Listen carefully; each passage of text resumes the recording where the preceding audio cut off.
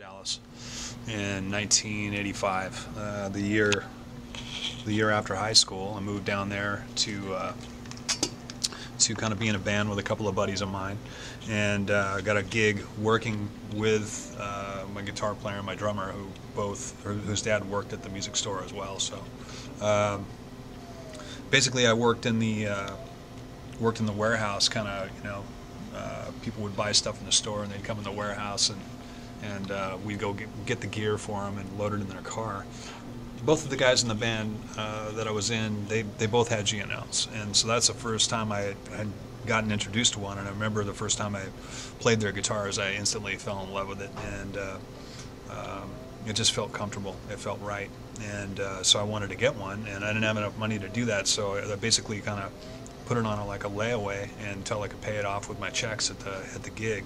So this is it. This is the first one. This is the first and original one, and this one as well, the No War. Yeah. Both these guitars I got from the same store, and I've had these since 1985.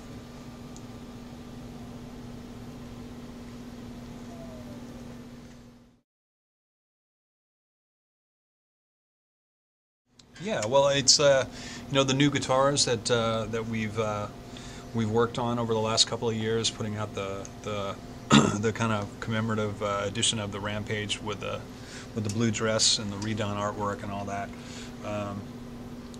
They're really solid guitars, and it's kind of fun to be part of that process, and that G&L was excited to put those guitars out. New record, is the Devil Put Dinosaurs Here, and it's a really good record, and it's very unique. I would say, from my particular point of view, that we haven't really, I don't think we've ever done a record that sounds like another record that we put out, yet it's very identifiable that it's us. And we've been able to make whole records in different genres, as for like Sap and Jar of Flies, and Unplugged actually showed that side of the band as well. So that's kind of a cool thing that we were able to do early, and people got used to early, instead of, and allowed us to be a little bit more kind of expansive in the types of music that we play, or the venues that we play it in. So, well, Nick is an amazing producer, and I think the sign of a good producer is not necessarily you coming in and putting your stamp on the project. It's your ability to focus in on the band and allow the band to be the best that they can be, and Nick is absolutely that. And that's there are producers who have their sound. You know the drum sound, the guitar sound, the songwriting style and the way it's recorded, because they kind of have their sound. Nick doesn't do that. He works with each band. And is really focused on making the band the best that it can be. What he did with Rush is not what he does with us, and what he did with Foo Fighters is not what he does with Ghost or Stone Sour. That's the sign of a good producer. And he's just got a great ear. His enthusiasm for rock is just off the charts. And at times you can get tired and a little jaded and stuff, and it's a long process making a record. I think this record took about 4 months to record. But it's a lot longer than that. It takes you it takes 3 or 4 months before writing it, and then you got some pre-production to work through, song parts and stuff like that. And then you're actually recording it, and then you're mixing it, and then there's about a 3 or 4 month window of album artwork, setup, getting the record company in line and all that, and then if you're lucky, you get a good year and a half on the road to tour it. So it's a length of time. You're talking about a 2 to 3 year commitment per album cycle.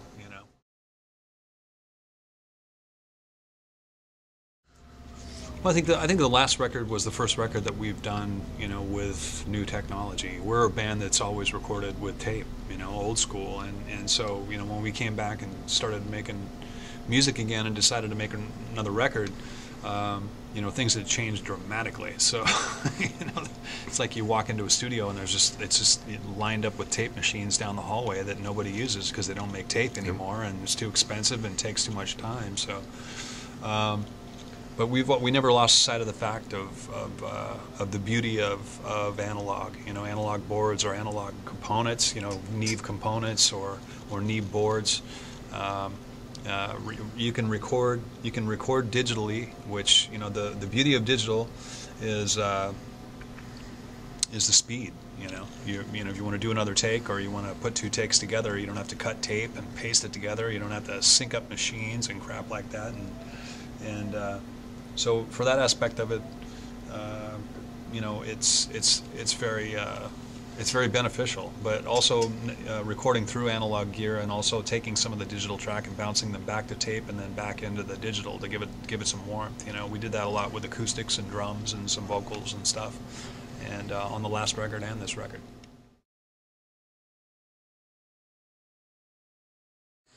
Well, we're getting ready to hit the road right now, and this first month of touring starts in Florida. It's mostly the East Coast and Midwest, and we're playing a lot of festivals to start it off with, and a few shows of our own peppered in there as well.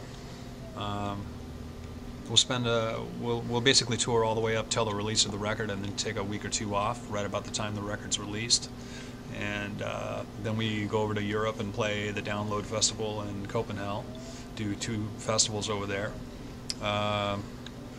Then I think we come back and we might do some Canadian dates, and then we have the Uproar Festival in the fall with Jane's Addiction and Coheed and Cambria and a bunch of other great bands. We'll be doing a proper States run, you know, the end of summer, beginning of fall. We have Rock in Rio with Metallica in September, I believe, and you know, we're working. It's still a long way down the road, but you know, our goal is to try to get while we're down in South America, maybe do a few more South American dates around that show. Yeah, well, you know, we always try to pull out a couple of songs that we haven't played in a while. On the last tour, there was a handful that we hadn't played in a while, and you know, we whipped those out. But you know, with a new record, you get another 3, 4, 5 songs that you can work into the set. You know, and already, you know, we've already had a really long run at #1 with Hollow, and Stone is climbing right now as well, and Phantom Limb actually accidentally leaked somehow. You know, there's already 2 songs that are reacting very well, and we've actually got to I actually got to play them live on Kimmel the other night, and they went over really well in a live deal. So that's always the great thing about seeing a band on an album cycle, because you get some new songs in there, and you're always going to hear all the old classics, and you know, it's a quality problem to have, to not be able to play all the songs to satisfy everybody in a 90-minute set. You know, that's a good problem to have, and so what you do is you try to mix it up, not only for the fans but also for yourself. You know, try to do some stuff that maybe you don't play all the time, or you have enough songs, which we're fortunate to have, that you know, we could probably play 2 completely different sets, and over half of them would be completely different songs. You know, so it's a good problem.